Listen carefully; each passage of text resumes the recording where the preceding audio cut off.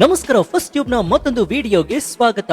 ಭಾರತದ ರಾಜಕೀಯ ಭೂಪಟವನ್ನೊಮ್ಮೆ ಕಣ್ಮುಂದೆ ತಂದಿಟ್ಕೊಳ್ಳಿ. ಉತ್ತರ ಭಾರತದಲ್ಲಿ ಕೇಸರಿ ಅಲೆ ಜೋರಾಗಿದ್ರೂ ಕೂಡ ದಕ್ಷಿಣ ಭಾರತದ ತುತ್ತ ತುದಿಯಲ್ಲಿರುವಂತಹ ದೇವರ ಸ್ವಂತ ನಾಡು ಅಂತ ಕರೆಸಿಕೊಳ್ಳುವಂತಹ ಕೇರಳ ಮಾತ್ರ ಬಿಜೆಪಿಯ ಪಾಲಿಗೆ ಯಾವಾಗ್ಲೂ ಕೂಡ ಒಂದು ಕಬ್ಬಿಣದ ಕಡಲಿಯಾಗಿ ಉಳಿದಿತ್ತು. ದಶಕಗಳಿಂದ ಅಲ್ಲಿ ನಡೀತಾ ಇದ್ದದ್ದು ಕೇವಲ ದ್ವಿಧ್ರುವ ರಾಜಕಾರಣ. 5 ವರ್ಷ ಎಲ್ಡಿಎಫ್ ಅಧಿಕಾರಕ್ಕೆ ಬಂದ್ರೆ ಮುಂದಿನ 5 ವರ್ಷ ಯುಡಿಎಫ್ ಅಧಿಕಾರಕ್ಕೆ ಬರ್ತಾ ಇತ್ತು. ಕಾಂಗ್ರೆಸ್ ಮತ್ತು ಕಮ್ಯುನಿಸ್ಟ್ ಪಕ್ಷಗಳ ಅಬ್ಬರದ ಮುಂದೆ ಅಲ್ಲಿ ಬಿಜೆಪಿಗೆ ಜಾಗವೇ ಇರಲಿಲ್ಲ.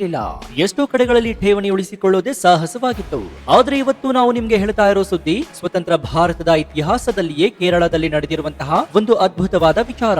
ಅನಿರೀಕ್ಷಿತ ಮತ್ತು ರೋಚಕ ಘಟನೆಯಾಗಿದ್ದು ಕೇರಳದ ರಾಜಕೀಯ ಇತಿಹಾಸದಲ್ಲೇ ಇದು ವಾಟರ್ ಶೆಡ್ ಮೂವ್ಮೆಂಟ್ ಸೃಷ್ಟಿಯಾಗಿದೆ. ಯಾರು ಊಹಿಸಲು ಸಾಧ್ಯವಿರಲಿಲ್ಲವೋ, ಯಾವ ಸಮೀಕ್ಷೆಗಳು ಲೆಕ್ಕ ಹಾಕಿರ್ಲಿಲ್ಲವೋ ಅಂತಹದ್ದೊಂದು ಭೂಕಂಪ ಕೇರಳದ ಮಣ್ಣಿನಲ್ಲಿ ಸಂಭವಿಸಿದೆ. ಅಲ್ಪಸಂಖ್ಯಾತರೇ ನಿರ್ಣಾಯಕವಾಗಿರುವಂತಹ ಕ್ರಿಶ್ಚಿಯನರು ಮತ್ತು ಮುಸ್ಲಿಮರ ಮತಗಳೇ ಅಧಿಕಾರವನ್ನು ನಿರ್ಧರಿಸುವ ಕೇರಳದಲ್ಲಿ ಕಾಂಗ್ರೆಸ್ ಮತ್ತು ಕಮ್ಯುನಿಸ್ಟ್ ಪಕ್ಷಗಳ ಭದ್ರಕೋಟೆಯೊಳಗೆ ನುಗ್ಗಿ ಭಾರತೀಯ ಜನತಾ ಪಾರ್ಟಿ ಅಂದ್ರೆ ಬಿಜೆಪಿ ಕೇವಲ ಖಾತೆಯನ್ನ ಮಾತ್ರ ತೆರೆದಿಲ್ಲ, ಬದಲಾಗಿ ಒಂದು ಬೃಹತ್ ದಿಗ್ವಿಜಯವನ್ನೇ ಸಾಧಿಸಿದೆ. ಅದರಲ್ಲೂ ಈ ಎಲೆಕ್ಷನ್ ರಿಸಲ್ಟ್ ನಲ್ಲಿ ಎಂತಹ ಮಜಾ ಇದೆ ಅಂತಂದ್ರೆ, ಒಂದ್ ಕಡೆ ಹಿಂದೂ ಬಾಹುಳ್ಯ ಇರುವಂತಹ ಕ್ಷೇತ್ರದಲ್ಲಿ ಬಿಜೆಪಿಯಿಂದ ಒಬ್ಬ ಮುಸ್ಲಿಂ ಮಹಿಳೆ ಗೆದ್ದು ಬರ್ತಾರೆ. ಇನ್ನೊಂದು ಕಡೆ ಕಾಂಗ್ರೆಸ್ನ ಘಟಾನುಘಟಿ ನಾಯಕ ಶಶಿ ಥಾಕೂರ್ ಅವರ ತವರು ಕ್ಷೇತ್ರದಲ್ಲೇ ಬಿಜೆಪಿ ಅಧಿಕಾರದ ಚುಕ್ಕಾಣಿ ಹಿಡಿಯುವ ಹಂತಕ್ಕೆ ಬೆಳೆದಿದೆ. ಹಾಗಾದ್ರೆ ಬನ್ನಿ, ಕೇರಳದ ಮೂಲೆ ಮೂಲೆಯಲ್ಲಿ ಬಿಜೆಪಿ ಹೇಗೆ ಕಮಾಲ್ ಮಾಡಿದೆ, ಆ ಐಪಿಎಸ್ ಅಧಿಕಾರಿ ಬಿಜೆಪಿಯಿಂದ ಗೆದ್ದ ರೋಚಕ ಕಥೆ ಏನು, ಮುಸ್ಲಿಂ ಅಭ್ಯರ್ಥಿ ಗೆದ್ದಿದ್ದು ಹೇಗೆ, ಸೋನಿಯಾ ಗಾಂಧಿ ಎಂಬ ಹೆಸರಿನ ಅಭ್ಯರ್ಥಿ ಸೋತಿದ್ದು ಯಾಕೆ, ಈ ಎಲ್ಲಾ ಮಾಹಿತಿನ ಇವತ್ತಿನ ಈ ವಿಡಿಯೋದಲ್ಲಿ ನೋಡೋಣ. ಆದ್ರೆ ಅದಕ್ಕೂ ಮುನ್ನ ನಿಮ್ಗೆ ಏನನ್ಸುತ್ತೆ, ಇಡೀ ಭಾರತದ ಎಲ್ಲಾ ರಾಜ್ಯಗಳು ಬಿಜೆಪಿ ಮಯವಾಗ್ಬೇಕಾ, ಅಂದ್ರೆ ಕೇಸರಿ ಮಯವಾಗ್ಬೇಕಾ? ಹೌದು ಅಂತಾದ್ರೆ ಎಸ್ ಅಂತ ಕಮೆಂಟ್ ಮಾಡಿ ಹಾಗೂ ವಿಡಿಯೋಗೆ ಲೈಕ್ ಕೊಡಿ.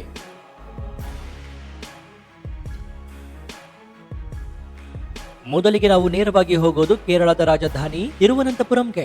ಇದು ಕೇವಲ ಕೇರಳದ ರಾಜಧಾನಿಯಲ್ಲ, ಇದು ಕಾಂಗ್ರೆಸ್ನ ಹಿರಿಯ ನಾಯಕ ಬುದ್ಧಿಜೀವಿ ಶಶಿ ಥಾಕೂರ್ ಅವರು ಪ್ರತಿನಿಧಿಸುವಂತಹ ಲೋಕಸಭಾ ಕ್ಷೇತ್ರ.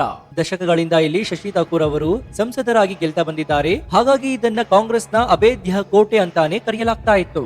ಆದ್ರೆ ಈ ಬಾರಿಯ ಸ್ಥಳೀಯ ಸಂಸ್ಥೆಗಳ ಚುನಾವಣೆಯ ಫಲಿತಾಂಶ ನೋಡಿದ್ರೆ ಎಂಥವರಿಗಾದ್ರೂ ಕೂಡ ತಲೆ ತಿರುಗುತ್ತೆ. ತಿರುವನಂತಪುರಂ ಮಹಾನಗರ ಪಾಲಿಕೆಯಲ್ಲಿ ಒಟ್ಟು 101 ವಾರ್ಡ್ಗಳಿವೆ. ಇಲ್ಲಿ ಅಧಿಕಾರ ಹಿಡಿಯೋದು ಅಂದ್ರೆ ಇಡೀ ರಾಜ್ಯದ ಆಡಳಿತದ ಮೇಲೆ ಹಿಡಿತ ಸಾಧಿಸಿದಂತೆ. ಇಂತಹ ಪ್ರತಿಷ್ಠಿತ ಕಣದಲ್ಲಿ ಈ ಬಾರಿ ಎನ್ಡಿಎ ಅಥವಾ ಬಿಜೆಪಿ ಮೈತ್ರಿಕೂಟ ಬರೋಬ್ಬರಿ 50ಕ್ಕೂ ಹೆಚ್ಚು ಸ್ಥಾನವನ್ನ ಬಾಚಿಕೊಂಡಿದೆ. ಇದು ಸಣ್ಣ ವಿಚಾರವಲ್ಲ. ಇಲ್ಲಿಯವರೆಗೂ ತಿರುವನಂತಪುರಂ ಕಾರ್ಪೊರೇಷನ್ ನಲ್ಲಿ ಎಲ್ಡಿಎಫ್ ಮೇಯರ್ ಗಳೇ ಆಳ್ವಿಕೆ ನಡೆಸ್ತಾ ಇದ್ರು. ಶಶಿ ಥಾಕೂರ್ ಎಂಪಿ ಆಗಿದ್ರು ಕೂಡ ಮೇಯರ್ ಸ್ಥಾನ ಎಡಪಕ್ಷಗಳ ಬಳಿ ಇರ್ತಾ ಇತ್ತು. ಆದ್ರೆ ಈ ಬಾರಿ ಇತಿಹಾಸ ಬದಲಾಗಿದೆ. ಮೊದಲ ಬಾರಿಗೆ ತಿರುವನಂತಪುರಂ ಮಹಾನಗರ ಪಾಲಿಕೆಯ ಮೇಯರ್ ಕುರ್ಚಿ ಬಿಜೆಪಿಯ ಪಾಲಾಗುವ ಎಲ್ಲಾ ಲಕ್ಷಣಗಳು ಗೋಚರಿಸ್ತಾ ಇದೆ.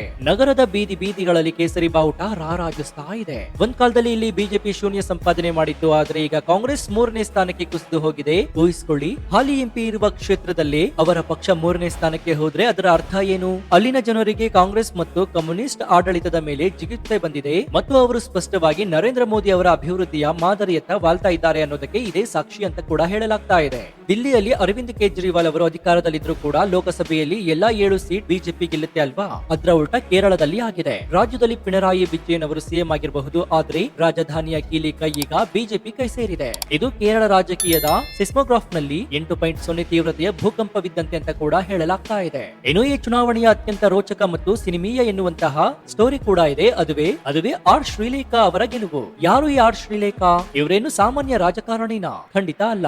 ಇವರು ಕೇರಳ ಕಂಡಂತಹ ಮೊದಲ ಮಹಿಳಾ ಐಪಿಎಸ್ ಅಧಿಕಾರಿ. ಕೇರಳ ಕೆಡರ್ನ ಫಸ್ಟ್ ಲೇಡಿ ಐಪಿಎಸ್ ಆಫೀಸರ್ ಇವರಾಗಿದ್ದು ತಮ್ಮ ವೃತ್ತಿ ಜೀವನದುದ್ದಕ್ಕೂ ದಕ್ಷತೆ ಮತ್ತು ಪ್ರಾಮಾಣಿಕತೆಗೆ ಹೆಸರಾಗಿದ್ದಾರೆ. ಎಡಿಜಿಪಿ ಅಂತಹ ಉನ್ನತ ಹುದ್ದೆಗಳಲ್ಲಿ ಕೆಲಸವನ್ನು ಕೂಡ ನಿರ್ವಹಿಸಿದ್ದಾರೆ. ಇದಷ್ಟೇ ಅಲ್ಲದೆ ರಿಸರ್ವ್ ಬ್ಯಾಂಕ್ ಆಫ್ ಇಂಡಿಯಾದಲ್ಲೂ ಕೂಡ ಸೇವೆ ಸಲ್ಲಿಸಿದ್ದಾರೆ. ಕಾಲೇಜಿನಲ್ಲಿ ಲೆಕ್ಚರರ್ ಆಗಿ ಕೂಡ ಪಾಠವನ್ನ ಮಾಡಿದ್ದಾರೆ. ಅಂದ್ರೆ ಒಬ್ಬ ಸುಶಿಕ್ಷಿತ ಪ್ರಜ್ಞಾವಂತ ಮಹಿಳೆ ಅಂತ ಕೂಡ ಹೇಳಬಹುದು. ಇಂತಹ ಐಪಿಎಸ್ ಅಧಿಕಾರಿ ನಿವೃತ್ತಿಯ ನಂತರ ಆರಾಮಾಗಿ ಇರಬಹುದಾಗಿತ್ತು. ಆದ್ರೆ ಅವರು ರಾಜಕೀಯಕ್ಕೆ ಬರಲು ನಿರ್ಧರಿಸಿದ್ರು. ಅದು ಯಾವ ಪಕ್ಷದಿಂದ? ಬಿಜೆಪಿಯಿಂದ. ಅವರು ಹೇಳ್ತಾರೆ, ನಾನು ಪ್ರಧಾನಿ ನರೇಂದ್ರ ಮೋದಿ ಅವರನ್ನ ನೋಡಿ, ಅವರ ಕೆಲಸವನ್ನ ನೋಡಿ ಇನ್ಸ್ಪೈರ್ ಆಗಿ ರಾಜಕೀಯಕ್ಕೆ ಬಂದೆ, ಅವರೇ ನನ್ನ ಆದರ್ಶ ಅಂತ ಕೂಡ ಹೇಳಿದ್ದಾರೆ. ಅಚ್ಚರಿಯ ವಿಚಾರ ಏನಂತಂದ್ರೆ, ಬಿಜೆಪಿಗೆ ಇನ್ನು ಕೇವಲ 3 ವಾರ ಇದೆ ಎನ್ನುವಾಗ ಶ್ರೀಲೇಖಾ ಅವರು ಬಿಜೆಪಿಗೆ ಜಾಯಿನ್ ಆಗ್ತಾರೆ. ಕೇವಲ ಕೆಲವೇ ದಿನಗಳ ಪ್ರಚಾರ ಎದುರಾಡಿ ಯಾರು ಗೊತ್ತಾ? ಎಲ್ಡಿಎಫ್ ನ ಹಾಲಿ ಮೇಯರ್ ಆಗಿರುವಂತಹ ಅಮೃತ ಅವರು. ಒಬ್ಬ ಸಿಟ್ಟಿಂಗ್ ಮೇಯರ್ ವಿರುದ್ಧ ಹೊಸದಾಗಿ ಪಕ್ಷಕ್ಕೆ ಸೇರಿದ ನಿವೃತ್ತ ಐಪಿಎಸ್ ಅಧಿಕಾರಿ ನಿಲ್ತಾರೆ ಅಂದ್ರೆ ಜನ ಏನನ್ಕೊಂಡ್ರು?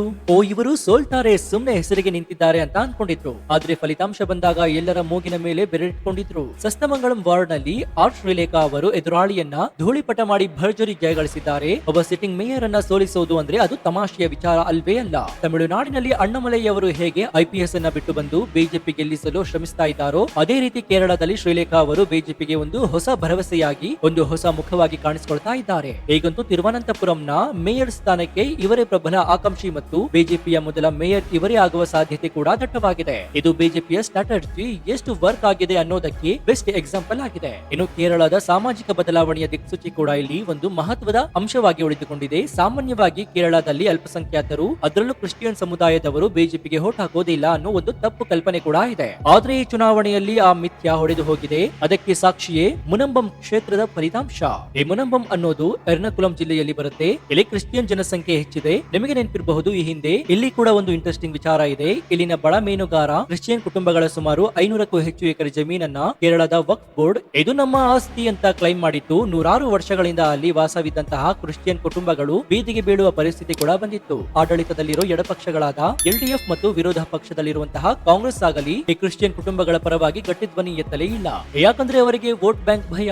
ಎಲ್ಲಿ ಮುಸ್ಲಿಂ ಮತಗಳು ಕೈತಪ್ಪಿ ಹೋಗ್ಬಿಡುತ್ತು ಇಂತಹದೊಂದು ಭಯಕ್ಕೆ ಕಾಂಗ್ರೆಸ್ ಮತ್ತು ಕಮ್ಯುನಿಸ್ಟ್ ಗಳು ಬಾಯಿ ಮುಚ್ಚಿ ಕುಳಿತಿದ್ರು.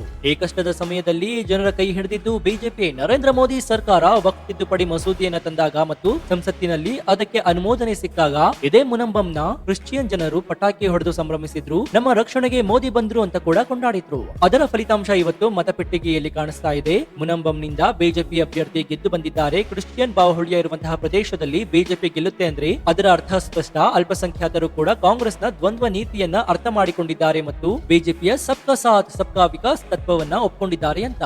ಇನ್ನು ಮತ್ತೊಂದು ಕ್ಷೇತ್ರವಾಗಿರುವಂತಹ ಕಣ್ಣೂರಿನಲ್ಲಿ ಮುಸ್ಲಿಂ ಅಭ್ಯರ್ಥಿ ಕಮಲ್ ಮಾಡಿದ್ದು ಅಲ್ಲಿ ಕಮಲವನ್ನ ಅರಳಿಸಿದ್ದಾರೆ. ಕಣ್ಣೂರು ಅಂದ್ರೆ ಸಾಕು ಅಲ್ಲಿನ ಕಮ್ಯುನಿಸ್ಟ್ ಹಿಂಸಾಚಾರ ಮತ್ತು ರಾಜಕೀಯ ಹತ್ಯೆಗಳು ನೆನಪಾಗುತ್ತೆ. ಅಂತಹ ಕಣ್ಣೂರಿನಲ್ಲಿ ಬಿಜೆಪಿ ಈ ಬಾರಿ ಒಂದು ಪ್ರಯೋಗವನ್ನ ಮಾಡಿತ್ತು. ಸಾಮಾನ್ಯವಾಗಿ ಬಿಜೆಪಿ ಮುಸ್ಲಿಂ ಅಭ್ಯರ್ಥಿಗಳಿಗೆ ಟಿಕೆಟ್ ಕೊಡುವುದಿಲ್ಲ ಅನ್ನೋ ಆರೋಪ ಕೂಡ ಇದೆ ಅಲ್ವಾ.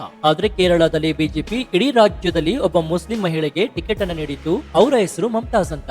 ವಿಶೇಷ ಅಂದ್ರೆ ಅವರು ಕಳೆದ 8 ವರ್ಷಗಳಿಂದ ಬಿಜೆಪಿ ಕಾರ್ಯಕರ್ತೆಯಾಗಿ ಕೆಲಸವನ್ನ ಮಾಡ್ತಾ ಇದ್ರು. ಇಲ್ಲಿ ಟ್ವಿಸ್ಟ್ ಏನಂತಂದ್ರೆ ಮಮತಾಜ್ ಅವರು ಸ್ಪರ್ಧಿಸಿದ್ದು ಹಿಂದೂಗಳು ಹೆಚ್ಚಾಗಿರುವಂತಹ ವಾರ್ಡ್ ನಲ್ಲಿ. ಕಾಂಗ್ರೆಸ್ ಮತ್ತು ಕಮ್ಯುನಿಸ್ಟರು ಅಂದ್ಕೊಂಡಿದ್ರು ಹಿಂದೂಗಳು ಮುಸ್ಲಿಂ ಅಭ್ಯರ್ಥಿಗೆ ವೋಟ್ ಹಾಕೋದಿಲ್ಲ ಅಥವಾ ಮುಸ್ಲಿಮರು ಬಿಜೆಪಿ ಅಭ್ಯರ್ಥಿಗೆ ವೋಟ್ ಹಾಕೋದಿಲ್ಲ, ಇವರು ಸೋಲೋದು ಗ್ಯಾರಂಟಿ ಅಂತ.